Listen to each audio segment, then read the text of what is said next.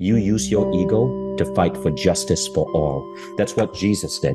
That's what Mahatma Gandhi did. That's what Martin Luther King did. So the idea is not to dissolve the ego. The idea is to raise your level of compassion to the widest circle possible. So you're fighting for justice.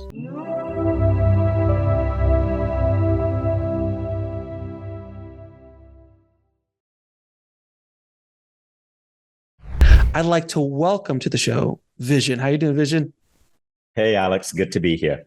Thank you so much for coming on the show. I've been a fan of what you've been doing with Mindvalley and your journey for many, many years. I admire what you're trying to do for the world, and I can't wait to have an in-depth conversation about what you're doing in the world and how you got there. So my very first question is, how did you begin your spiritual journey? Ooh. So there were a series of different events. I don't think anyone begins their spiritual journey with one event. There were a series of inexplicable things that happened in my life that made me open up to the idea that we were more than just our physical body.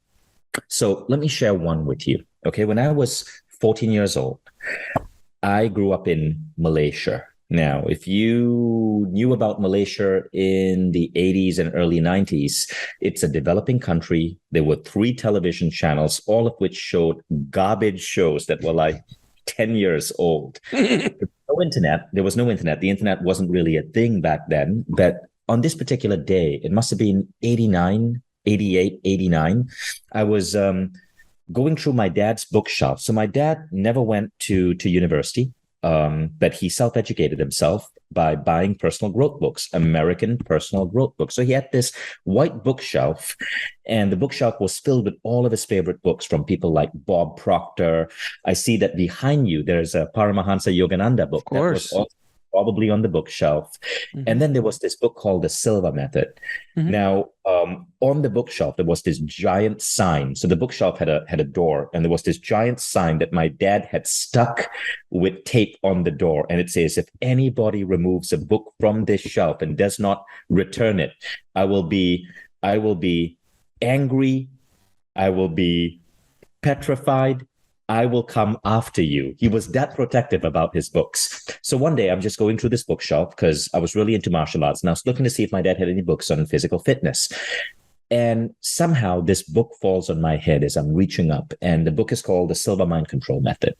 It was written in 1977 by a guy from Texas called Jose Silva. So Jose lived in Laredo and Nuevo Laredo, which is in the Mexican border. Back then, I guess the border crossings were easier. And he developed this form of mind control involving biofeedback. So he would use biofeedback, train people to go to altered states of awareness, and then teach them to unlock different abilities of the mind.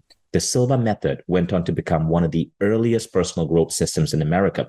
Jose Silva trained everyone from the opera singer Margarita Piazza to the Chicago White Sox. One of his students made the cover of Time magazine, Richard Bach, who wrote the book Jonathan Livingston Seagull. He credited Silva with helping him download the information to write the book. And so I was mesmerized by all of these stories, and I started trying to practice through the book.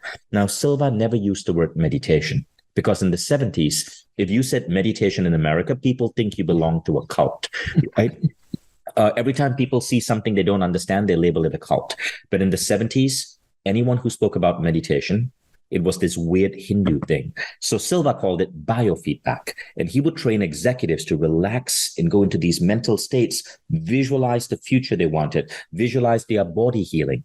And he was seeing amazing results. So I started practicing, and I got very, very, very poor results. I couldn't attend the Silva seminar, which was too expensive. I'd never even set foot in America, but I decided to try to reverse engineer everything in the book to try to figure out what this man was talking about. Now, one of the things I learned is eventually was how to get myself to a super relaxed state of mind. Now, Silva called this the alpha level. Today, now that's an actual thing, right? And doctor can put these electrodes in your brain and see your brain waves relax. And the alpha level is when your brain waves slow down significantly from the waking state. Today, we know that this is what we call meditation. It has all of those health benefits. But back then in the 80s, It was mysterious and new. Now, apparently at the alpha level, you can visualize certain aspects of your body. And Silva shared a specific visualization technique called the 3 scenes technique that he claimed could help you heal your body. Now, he also shared some stunning evidence for this. The cancer research pioneer, Dr. O. Carl Simonton, apparently used this technique on cancer patients, on about 159 cancer patients. And around 17 to 20 of them went through a full spontaneous remission of cancer. The average survival time went from 12 months. So these were patients who were given 12 months to live. They ended up surviving 24.4 months, right? And O. Carl Simonton went on to say that this method from Silva is the most powerful tool he has to offer patients. So all of this captivated me, and I wanted to heal myself. Now, what did I want to heal myself from? Well, I was a teenager, and I had the really worst case of pimples. When you think about a teen with really bad pimples, that it affected my self-esteem. I'd never been on a date. I'd never gone out with other people. In fact, in my entire years from 14 to 17, I'd only gone out with friends 5 times. I could count it on one hand because I had low self-esteem. I considered myself ugly. And the bullies in school who called me pimple face, well, that wasn't helping either. So I was adamant. I wanted to heal my pimples. And I read a line in Silva's book that gave me hope. He said that the skin is the organ that is easiest to influence with the mind. And he spoke about an experiment he would do in his live seminars in Texas. He would bring up a volunteer. He would take a marker, hypnotize the volunteer to believe that that marker was a red hot poker. He would put it on their hand and a burn bubble would form. And then he would hypnotize them to believe that that burn bubble was about to disappear. He would place his hand over the burn bubble and voila, it would be gone. So I thought, this is so freaking cool. Now, I'd been to all of these doctors. I had injections on my skin to heal the acne. Nothing worked. I decided to try Silva's methodology. Now, it worked like this, right?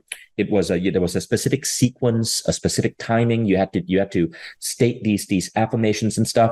But it took about 3 minutes, and you had to do the visualization for 3 minutes, 3 times a day. And that's what I did. And what happened, Alex, is in 5 weeks, my skin healed itself.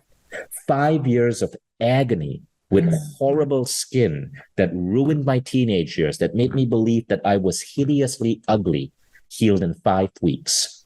And that's when I woke up to the idea that there's so much more that we can do with our minds than what we are learning in school.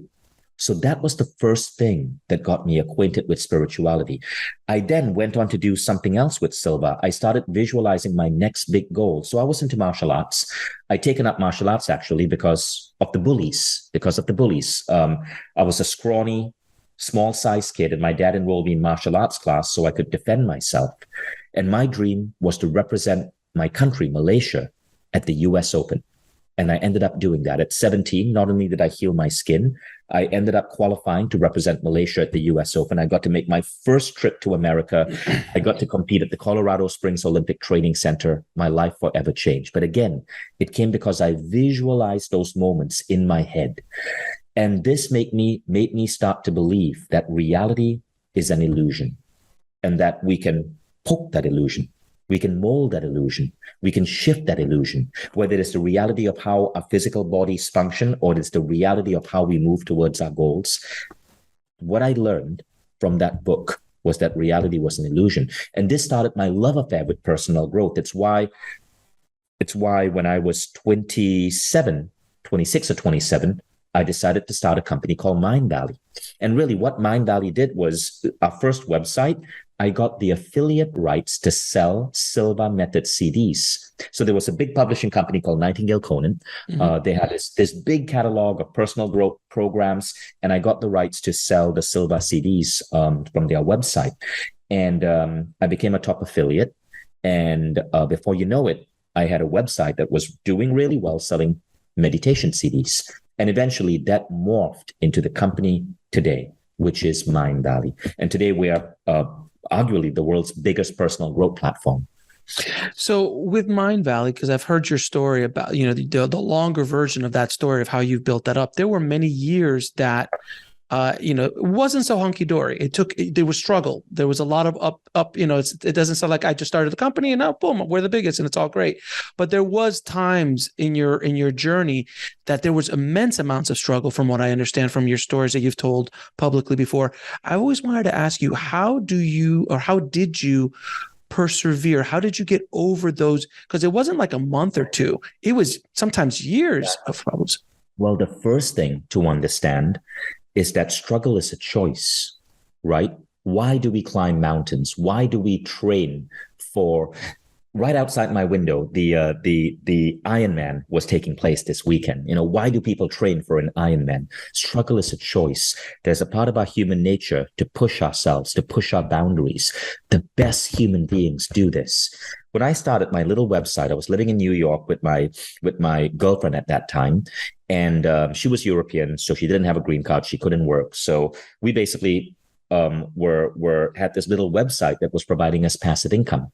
And at a certain point, we were making $4,000 a month. Now, $4,000 doesn't sound like much right now, but 20 years ago, that was pretty decent money. It allowed us to live in Hell's Kitchen in New York, lead a pretty good life. Yeah. And if I had chosen to just stay in that environment, I maybe could have gotten that $4,000 to maybe $10,000 a month.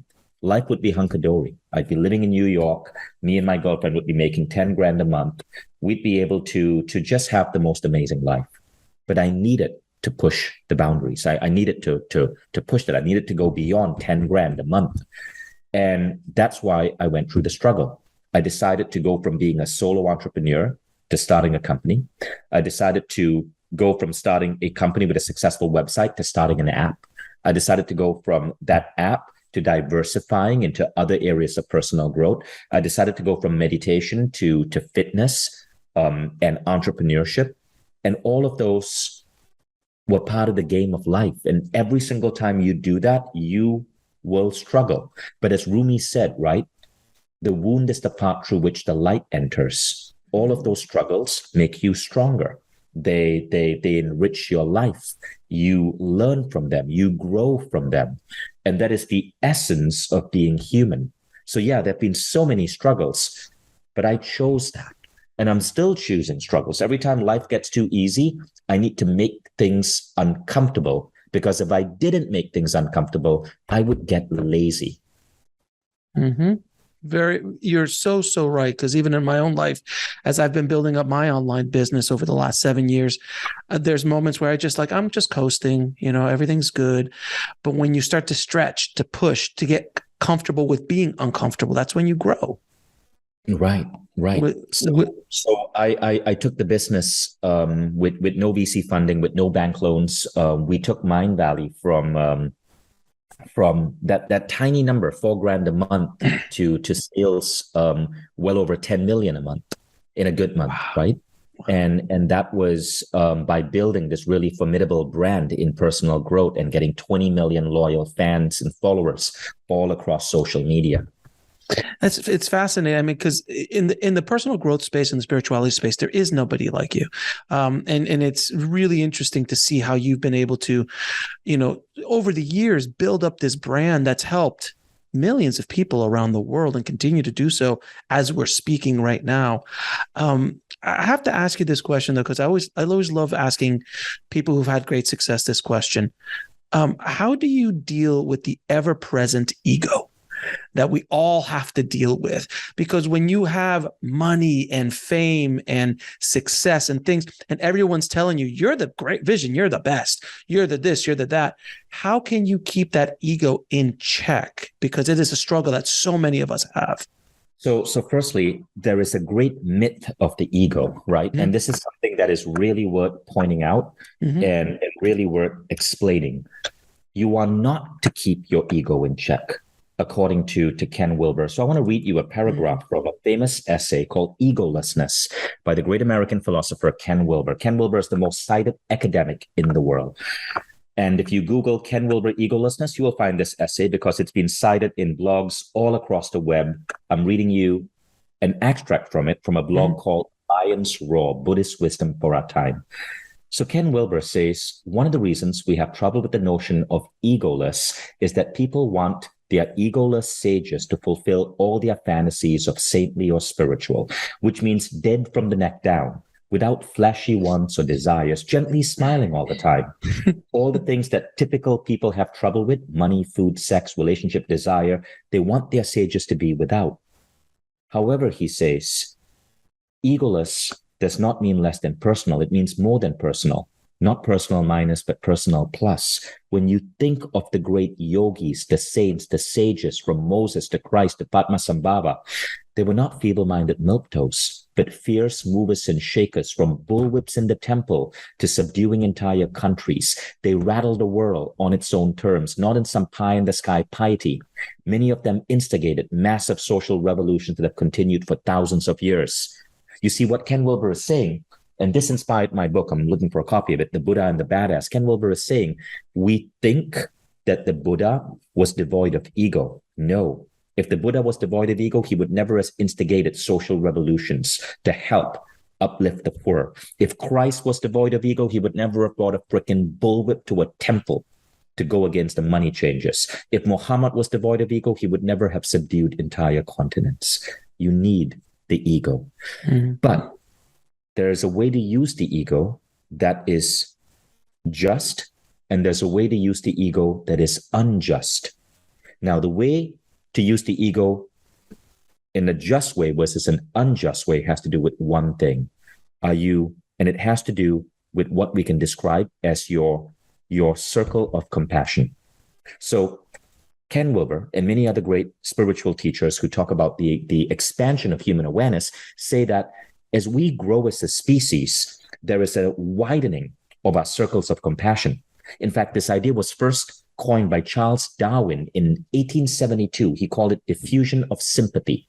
Charles Darwin didn't just predict where we came from, he predicted where we are going. And one of the things Darwin said is that as man evolves, we are going to see our sympathies, that's the word in 1872 for compassion, go into wider and wider and wider circles, first to the people in our village, then the people in our city, then the people in our country, then to unions of countries, and then to the entire world. And at that point, we will start operating as a global species. He said the only thing that prevents our circle of sympathy from extending is when people look remarkably different from us. But that too, we will ultimately transcend. Now, this points to an evolution of human consciousness towards what is ethnocentric worldview, where you basically are, I'm good, I'm kind, but only if you are my skin color, or you vote for my political party, or you are within the confines of my border. You're going from ethnocentric worldviews, which is 70% of the world right now, to world-centric. World-centric is where you see the entire world as one and the same. You, in other words, expand your compassion to all sexual orientations, all races, all religions, all cultures, and you can go even further to an even higher level of evolution of compassion to what is called cosmocentrism. Cosmocentrism is where you expand your compassion to all life itself. If a disgusting alien species landed in front of you and Zog from the planet Alta got out and he had tentacles coming out of his mouth, you'd still go up and give him a hug because he was sentient.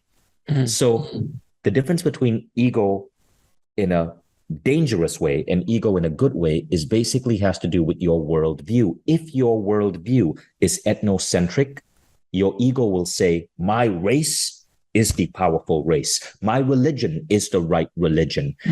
Let's build a wall to keep out Mexicans. Let's vote for this reality TV star who tells us that we need to fear Democrats and Muslims and brown people.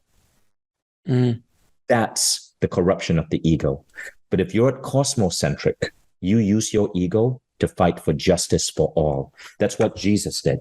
That's what Mahatma Gandhi did. That's what Martin Luther King did. So the idea is not to dissolve the ego. The idea is to raise your level of compassion to the widest circle possible. So you're fighting for justice. That is probably the best answer to that question I've ever had, sir. That's fantastic. And this is why when you understand this, you understand one of the greatest quotes in the world by MLK. Power without love is reckless and abusive. And love without power is sentimental and anemic. Power at its best is love implementing the demands of justice. And justice at its best is power correcting everything that stands against love. I've known that quote. That's a beautiful, beautiful quote. One thing that you've mentioned in your first book, which I loved, The Code of the Extraordinary, if I'm not mistaken, the concept of brules. Can you just tell the audience what a brule is? So as humankind evolves, right, we end up living in an increasingly complex world. There are so many choices, so many decisions. So what we do is we simplify the world by looking at social patterns. So if everyone is saying university is good, we go to university. If everyone is saying, hey, you got to watch this show on Netflix called Stranger Things, we watch Stranger Things. If everybody says, hey, eating animals are bad, let's go vegan, you decide to go vegan. Now, it doesn't matter if any of these things are good or bad or true. We follow the herd. But the thing is, we don't just follow the herd in our time. We follow the herd from long ago. So if generations ago, you were made to believe that you were born a sinner, then that belief carries true and it becomes part of your religious upbringing. Now, all of these rules can either serve us or they can restrict us. The rules that restrict us, I call them rules or bullshit rules. Rules that say that rules that hold us back. Very often these rules come from religion, culture, media, politicians who have yet to deal with their shadow. And very often these rules come from our parents and our upbringing. For example, growing up in an Indian family, there was a point in my life when I believed that because, in India, there are all sorts of like rules towards love and relationship. Many people in India don't date. They finally marry the person their parents asked them to marry. So it's called an arranged marriage or an introduced marriage. Growing up in an Indian culture, there was one point when I believed that was how I would find love. My parents were going to introduce me to someone. Can you believe how crazy that is? But that is a rule. That was a rule, okay? And so our job is to remove the chains that shackle us. The people who make you feel guilty for going against your culture, for going against your religion, all they are saying is, look at my chains, they are bigger than yours. We need to identify the rules that we're operating on and identify which of these rules serve us and which of these are actual rules that are holding us back and break those chains. Now, there's a t-shirt that I bought at the Mindvalley Live, which I absolutely adored. I wore it so much it just finally fell apart because I would have loved it. What was it called? It was the Bend Reality t-shirt. I love that shirt. I used to wear it all the time and people were like, what is that? I'm like, and I would explain to them, can you explain the concept of bending reality? Because it is such a powerful idea. And so many people, like you've said a couple times in this conversation, believe that we are kind of locked in and we have no choice in the matter. So, I'm looking at the bookshelf behind you and I'm trying to bring in examples that relate to the books and the statues on your bookshelf. So let me read one. I see the book Awake about Yogananda. And Yogananda said this: the human mind is a spark of the almighty consciousness of God. I could show you that whatever your powerful mind believes very intensely would ultimately come to pass. This is what bend reality means. It means that whatever your powerful mind believes intensely will come to pass. Now, we are starting to see evidence for this. We're starting to see evidence for this in the placebo effect. Doctors like J.B. Moseley, he was written about in the New York Times. He proved that you could take men who had arthritis of the knee, you could put them under anesthesia, tell them they're going to get knee surgery to fix this arthritis, but really you don't do the surgery. While under anesthesia, you cut their knee. You don't do anything. You just make two cuts. You then sew up the cuts. You bandage it. You wake them up and you go, boom, we operated your knee. And in every case, the arthritis disappears. Why? Because these men believed that their knees were healed.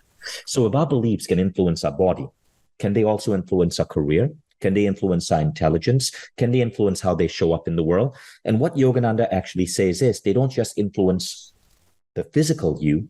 They influence the reality that you experience. You can create synchronicities. You can create coincidences. You can create movement towards your goals. I somewhat experienced this when I was practicing with the Silva method, seeing myself qualifying for the US Open. So I coined the word bend reality as a fun little buzzword that we were using in our office to talk about this phenomenon when, people I was close to were really visualizing their goals. They would see those goals manifest. But then in 2011, Steve Jobs passed away, and Walter Isaacson wrote a book about Steve Jobs, an amazing book, Jobs' biography. Interestingly, in that book, Isaacson used the word bend reality 3 times to describe Jobs, his ability to seemingly sway reality to make things happen. And I believe Jobs had this ability. I believe, in fact, all great entrepreneurs have this ability. I believe every human being has this ability. What we believe to be true becomes true. We are particles of God experiencing a reality around us that is malleable, that we can poke, we can shift things. In fact, Jobs literally said that. He said, everything in the world around you was made up by people no smarter than you. And you can shift things, you can change things. He went on to say, you can poke reality and you can create new worlds, new things. And so that is what that phrase represents. Whether you believe in Yogananda's idea or Jobs' idea, whether you believe it is a function of the law of attraction or it is the brain's reticular activating system that moves you towards goals, it doesn't matter how it works. The thing is, it works. What we believe to be true about the world becomes our world. And a side note with that, the only book on Steve Jobs' iPhone was Autobiography of a Yogi by Yogananda. Exactly. Oh, wow. I forgot that fact. Isn't it funny how that connected? Yeah. So in the biography, Walter Isaacson mentions that he asked Steve Jobs, what books do you have on your iPad? And it was only one book, Autobiography of a Yogi. Jobs would go to his retreat in Hawaii, a hotel in Hawaii he loved, every year, and read and reread that book. And that book is literally about bending reality. It is about the world as Maya, or an illusion. Maya is the Sanskrit word for illusion.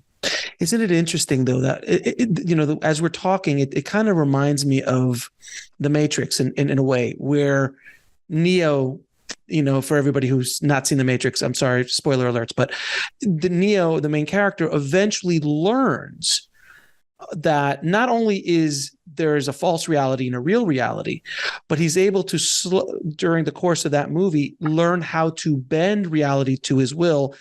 And not only in one of the realities, but in both realities. So many people would consider that the Matrix itself would be what we are living today, and the real world would be the spiritual world that we all come from. But he's able to do it in both. And, everything you're saying makes absolute sense to me. And we're here. Everything that's around us, we've created. Even though things happen to us, look, if a car accident happens to us, it happens to us. How you deal with it is relative. But generally speaking, when those kind of things happen to us, there's something in our lives that, every time I had a car accident or something really bad, there was something going off in my life. But this show specifically, I'll use this example of this show, is I've been able to bring people like yourself on the show by will, by mental, and I've had the pleasure of speaking to some amazing gurus and spiritual leaders and best-selling authors. And it's remarkable the kind of people that I'm starting to attract to the show. And that is my doing. I'm bringing them in because there's hundreds, if not thousands, of other shows like mine, but yet not all of them have the kind of guests and the kind of conversations that we have on this show. And I do believe that we truly build the world around us. Even when I just moved to LA, from LA to Austin. And when I got here, I was like, I need a house with a back house. And every real estate agent said, this is not LA. You're not going to find a back house, because I wanted a place for my office. That doesn't exist out here. The third house I found had a beautiful back house and everything else we wanted.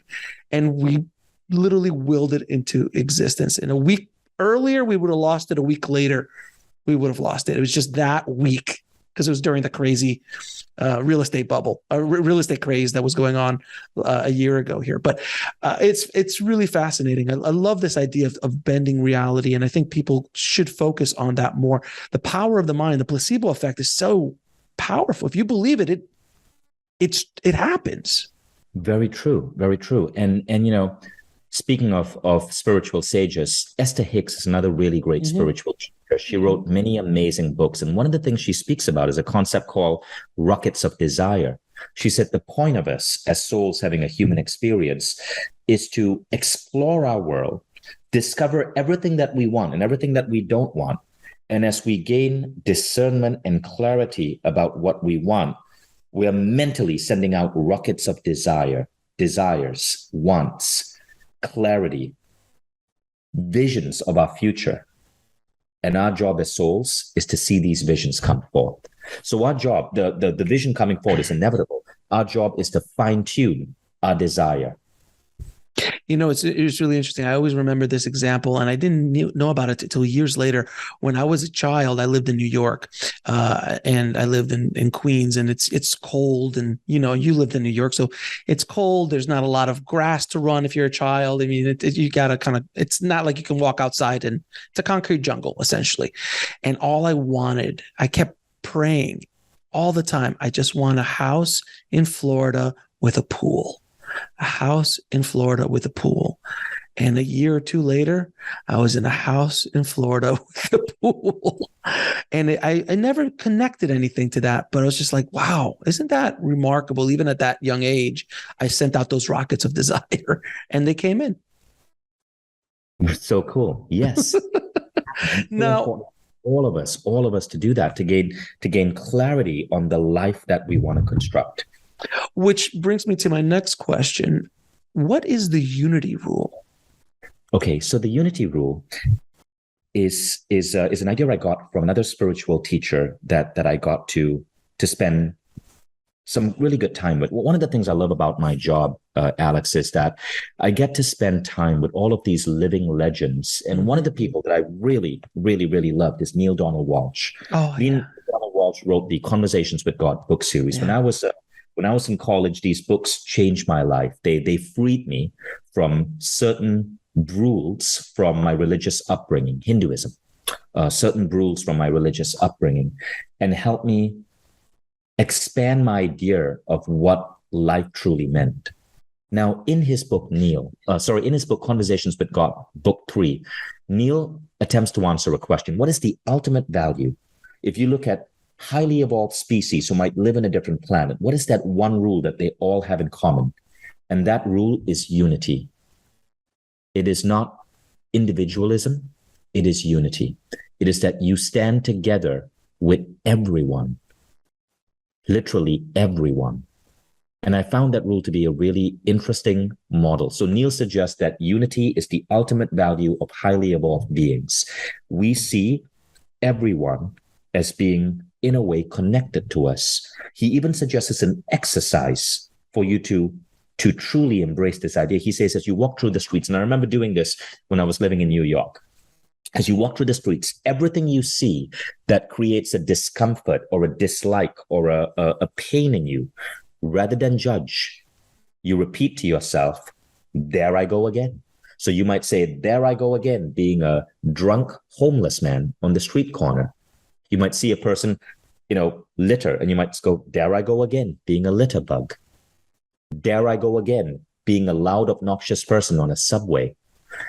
And I started doing this. And all of a sudden, like within 30 minutes, I was like bawling my eyes out. Something shifted.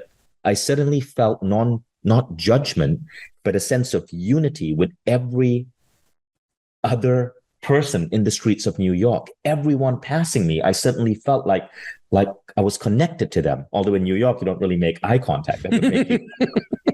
But it was such a powerful exercise, and it helped liberate me from judgment.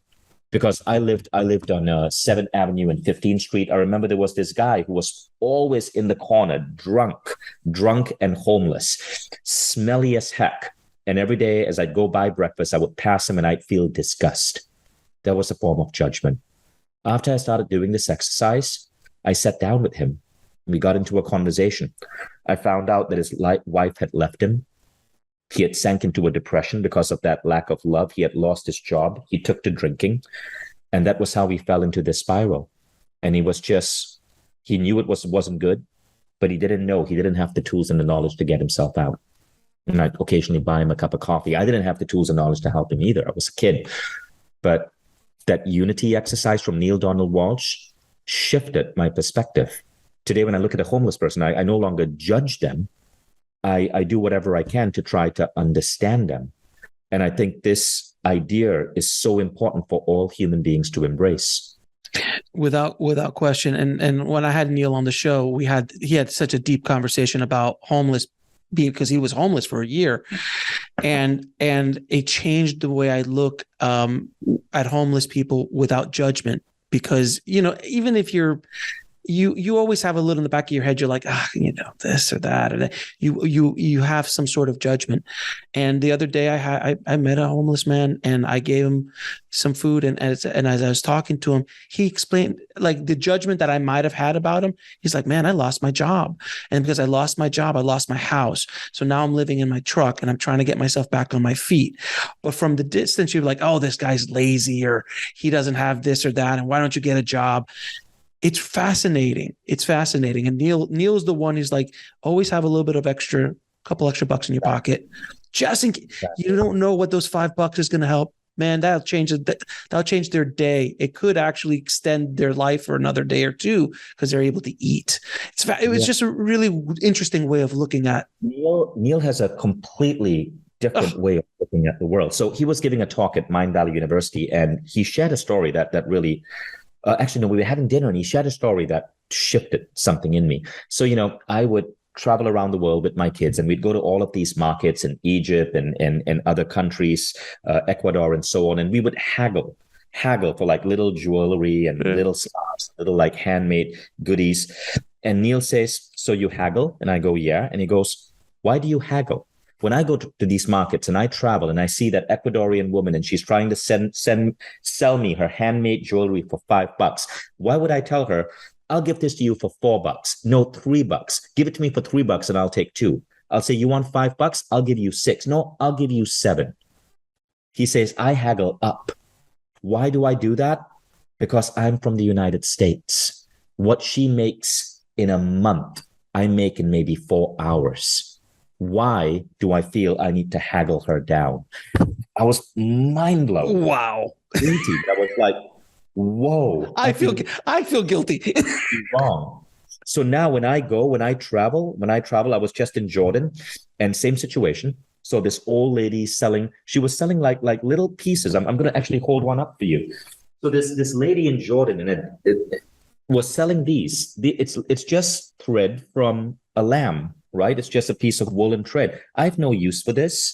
But here was this 80-year-old woman sitting in the hot sun, just selling this. And I said, hey, I'll buy this. And I bought all of this useless stuff. They are beautiful reminders. I mean, I keep them in my home. I don't need this. But after hearing Neale's story, not only did I buy this, but I gave the lady more than what she asked for. And I think that's where Neale's ideas of unity are just so mind-blowing. Well, and by the way, what was her reaction when you haggled up? She was really happy, but of course we couldn't really communicate because she spoke Arabic and sadly I don't. Mm-hmm. That's fascinating. You also spoke about another concept called radical forgiveness and how it's changed your life. Can you talk a little bit about that? Radical forgiveness is a key idea in my new book, The 6-Phase Meditation Method. So this one is crazy, man. What happens with radical forgiveness? So I started going to these biohacking institutes in 2015 and 2016, 2017, to work with biofeedback that attempts to train your brain to have the brainwave states of Zen Roshi monks. And one of the things they found out in these institutes, they would put these electrodes in your brain, and then you would have to train your brain to influence sound and light. And they were guiding your brain towards the Zen Roshi monk brain pattern, which is basically left-right brain resonance, resonating together, means your brains are your hemispheres are pulsing at the same level. And then the other thing is high alpha amplitude. So your alpha waves have a high amplitude. So one of the things I learned is that at these institutes, there was a lady, let's call her Clara, right? And Clara was making incredible progress day after day after day. So the scientists go to her and they're like, what are you thinking about when you're sitting there with your eyes closed, meditating, trying to shift your brain frequency? What are you thinking about? And Clara goes, I don't know. I'm just trying to forgive that asshole. And they go, what? And she goes, I'm trying to forgive my husband who cheated on me.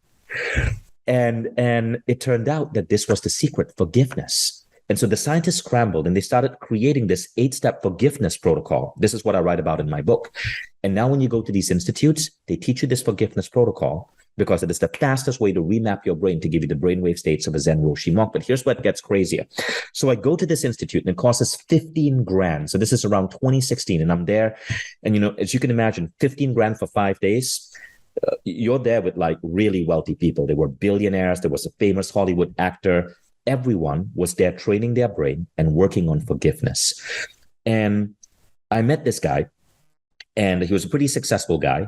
And so we kind of connected. We were having breakfast. We were having breakfast every day because we were staying at the same hotel before we would drive up to the institute in Seattle. And one day he comes scrambling down the stairs to breakfast. And I ask him, Dan, what's wrong? And he's holding his phone. And I said, Dan, what are you okay? And he goes, my brother just sent me a video. And I go, what do you mean? Is your brother okay? I thought his brother had a car accident or something. And Dan says, no, you don't understand. My brother hasn't spoken to me in years. I don't speak to him. I used to hate the guy. So I said, Dan, sit down. Explain this to me. So Dan says, Vishen, when I was 10, my brother raped me. I was sexually raped by my older brother. And this fucked me up, Vishen. Growing up as a teen and in my early 20s, I couldn't have normal relationships. So I was hooked on prostitutes. I developed a cocaine habit. I only got myself clean in my late 30s. And I fucking hated my brother. And so I haven't spoken to him in years. But I'll tell you this, Vishen. As we've been doing these forgiveness rituals, I've been focusing on forgiving my brother. But he doesn't know. He doesn't know I'm here. He doesn't know I'm forgiving him. And somehow today, by sheer coincidence, he sends me a video apologizing for everything he did, telling me he feels bad and wanting to come back in my life. Wow. We were both mind blown because Dan had no contact with his brother. Yet somehow this forgiveness protocol extended beyond time and space to bring these two men together. For Dan, it was a healing. And that's what got me hooked. And so I write about this experience. I share the forgiveness protocol. I got permission from the institutes to share them. So I unveiled the forgiveness protocol in my book. And the 6-phase meditation book, phase 3 is the forgiveness protocol. Now tell me a little bit about your new book, 6-phase meditation. So I take everything I studied and I put it into 6 transcendental practices. Transcendental practices are practices that you run in your mind. You transcend physical reality by closing your eyes, going within, getting into a relaxed state. And these 6 practices unlock superhuman abilities. The third one I've already shared with you, it's forgiveness. People underestimate how powerful forgiveness is. It's has shown it improves endurance, it reduces back pain, it helps you sleep better, it reduces signs of anxiousness, it helps you overcome depression, it makes you a more loving individual. It's incredible what forgiveness does. That's phase 3. There are other things we do. In each of this, I bring in a really powerful practice from a world-class teacher that I've studied with, and a practice that has been studied by science. I give the science, I give the practice in a super specific way. And then I show you how when you stack these 6 practices together in 15 to 20 minutes in a guided meditation, incredible things happen to you. So the 6-phase meditation blew up. It's used by so many American sports stars. Athletes in every major sporting league use it because it just transforms your performance on the field. It's used by so many entrepreneurs who have built massive $100 million plus businesses, but it's not like a regular meditation. The only reason we put the word meditation in the title of the book is because the word transcendent psycho-spiritual practice was too long. Call it the 6-phase meditation method, but it's not about clearing your mind. It's not about focusing on your breath. It's these 6 powerful tools that you run through in your mind in 15 to 20 minutes that utterly, completely transform you and help you bend reality. I always wanted to ask you this, Vishen. What does personal growth mean to you? Personal growth is the idea that you are a soul having a human experience, that there's so much for you to be appreciative for, that your life is a gift. But as part of that journey, to not just sit still in bliss and appreciation, but to go out there and practice the act of creation. And creation means, in the words of Neil Donald Walsh, discovering the greatest vision of the greatest version of yourself over and over and over again every day. So you're constantly becoming better. But also, as per the rule of unity, doing this for all life, creating a better world, not just for the people you are connected with or the people alive today, but the generations to come. By the way, we mentioned cosmocentrism earlier. One of the rules of cosmocentrism is you don't just love all of life today, you love the children who are going to inherit the earth. And you ensure that the earth that you're going to leave them is going to be something they deserve. Personal growth is that duality.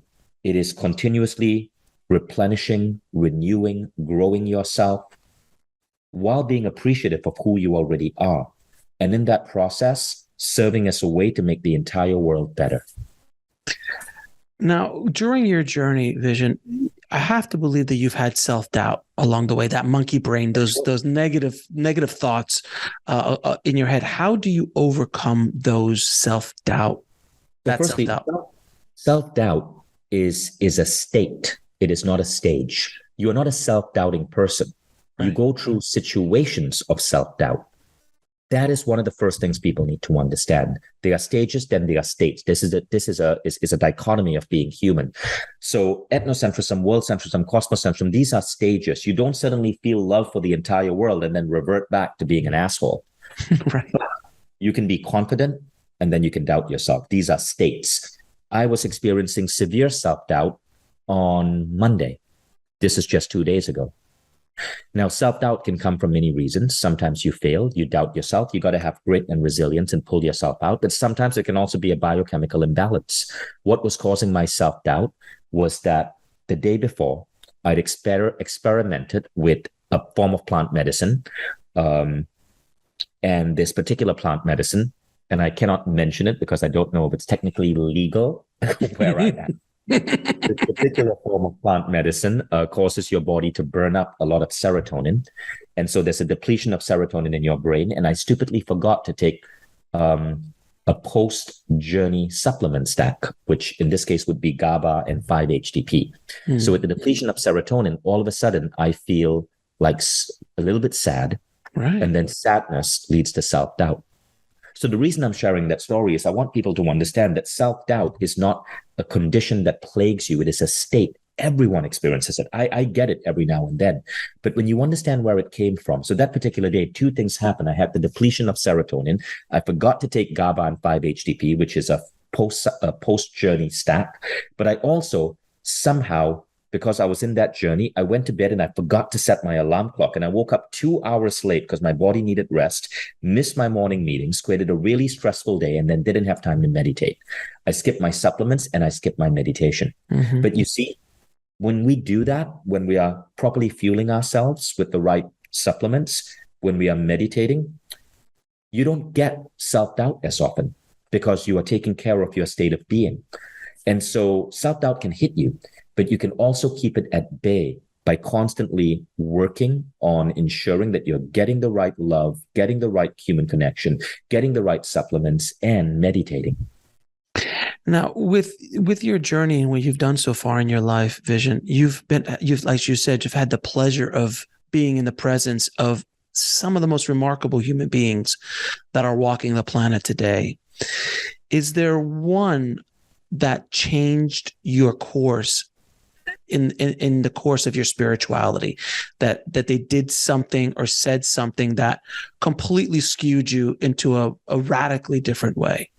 Well, there's so many living and dead Jose Silva. I never got to meet him because he passed away in 1999, but I got to meet his family, and the Silva Method is now part of Mindvalley. Neil Donald Walsh, I worked with him on his new program, Awaken the Species, which is now part of Mindvalley. Pretty much all of these teachers that really, really, really touch my soul and help me grow, I then bring them onto Mindvalley. John and Missy Butcher of Lifebook, Eric Edmeades, who created Wild Fit, the food and diet program, Lorenzo Delano, who created 10X, the muscle growth program. And so there are so many. There are 60 major teachers on Mindvalley today. Every single one of them, in some way, had an influence on me. Now, there was a concept that you talked about called ROSE, ROSE. Can you talk a little bit about that real quick? Your ROSE is basically your rate of self-evolution. It is how rapidly you are growing and evolving. Your ROSE is determined by how you study, by the people you hang out with, by the books you read, the podcasts you listen to, and it's determined by how fast you implement that which you learn. You can learn something and then just not do anything with it, but you can also learn something and implement. Remember the example of Neil Donald Walsh? He spoke about unity. He gave an exercise, and I walked through the streets of New York implementing that exercise. All of these qualities help you improve your rate of self-evolution. Now, I'm going to ask you a few questions, ask all of my guests. What is your definition of living a good life? Living a good life, to me, means being happy in the now, but at the same time, having a vision for the future that pulls you forward. What is your mission in this life? Me? Well, a lot of people think my mission is Mindvalley, and I'm sure that's somehow connected to me, but Mindvalley is also 500 authors and employees and contractors and business partners.